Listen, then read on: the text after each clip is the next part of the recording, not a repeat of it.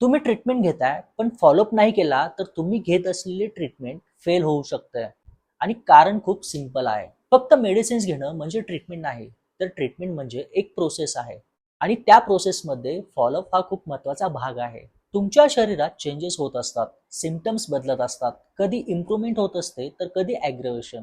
आणि हे सगळं ट्रॅक करणं खूप गरजेचं असतं. पण अनेक लोक 2-3 दिवस मेडिसिन्स घेतात आणि थोडं बरं वाटलं की मेडिसिन्स स्वतःहून बंद करतात आणि मग म्हणतात, डॉक्टर परत प्रॉब्लेम सुरू झाला.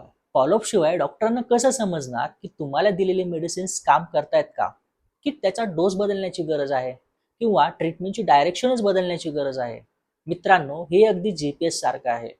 तुम्ही लोकेशन अपडेट नाही दिलं तर डेस्टिनेशन कसं मिळणार? प्रॉपर फॉलोअप म्हणजे योग्य direction, faster recovery, long term result. म्हणून ट्रीटमेंट घेत असाल तर फॉलोअप मिस करू नका. तुमच्या हेल्थसाठी कन्सिस्टन्सी खूप महत्वाची आहे. मेडिसिन्सपेक्षा फॉलोअप जास्त महत्वाचा असतो.